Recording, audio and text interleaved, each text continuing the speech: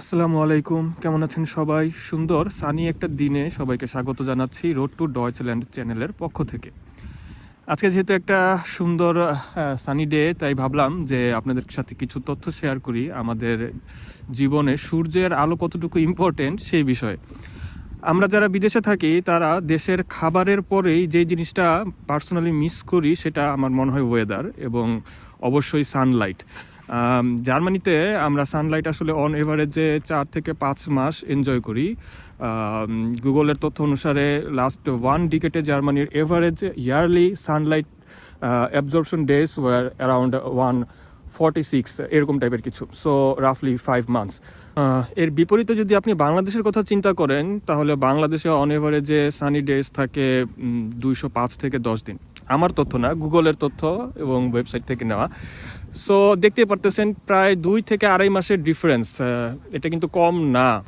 প্রথম প্রথম আসলে বিদেশে আসার পরে স্নো এগুলো ভালো লাগলেও কিছুদিন পরে বা কয়েক বছর পরে আরও ভালো লাগে না। একটা সময় মনে হয় যে আল্লাহ, যদি একটুখানি রোদে তাপ হইতে পারতাম, যদি একটুখানি ঘেমে চুপচুপে হইতে পারতাম। সো ব্যাপারগুলো এভাবে ওয়ার্কআউট করে। আর মোস্ট ইম্পর্টেন্টলি সূর্যের আলো আমাদের দেহে কিন্তু খুবই ইম্পর্ট্যান্ট একটা রোল প্লে করে। ছোটোবেলায় আমরা পড়ছি যে ভিটামিন ডি থাকে সূর্যের আলোতে এবং ভিটামিন ডি এর অভাবে রিকেটস রোগ হয়। আমি জানি না আসলে এই রিকেটস রোগটা কী, আপনারা জানেন কিনা জানি না, but I am not sure. আমি জানি না যে এই রোগটা কী, বাট আমি এইটা জানি ভিটামিন ডি এর অভাবে মানসিক অনেক সমস্যা হইতে পারে। যেমন এর একটা উজ্জ্বল উদাহরণ হচ্ছে এসএডি নামে একটা মেন্টাল ডিসঅর্ডার।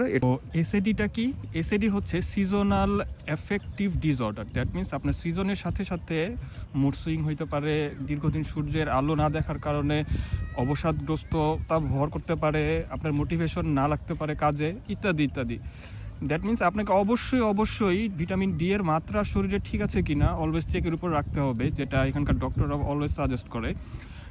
একজন সুস্থ মানুষের দেহে স্বাভাবিক এর মাত্রা হচ্ছে 30 থেকে 50 nanogram per ML. That means এর নিচে যদি হয় তাহলে সেখানে ভিটামিন ডি এর ডিফিসিয়েন্সি আছে আপনার শরীরে এবং এর ফলশ্রুতিতে আপনার বোন দুর্বল হয়ে যেতে পারে, মানে হাড়।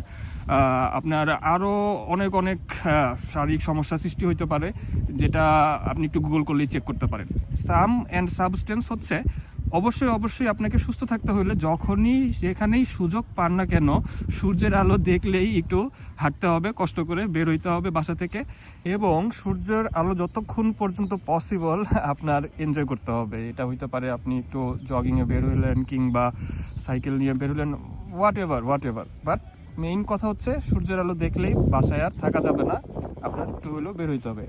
তো এই ছিল আপনাদের সাথে তথ্য শেয়ার করার, যেটা হচ্ছে সূর্যের আলো খুবই ইম্পর্ট্যান্ট, ভিটামিন ডি খুবই ইম্পর্ট্যান্ট এবং বাইরের লাইফে মেন্টাল হেলথও অনেক অনেক বেশি ইম্পর্ট্যান্ট। সবাই সুস্থ থাকুন, ভালো থাকুন, আল্লাহ হাফেজ।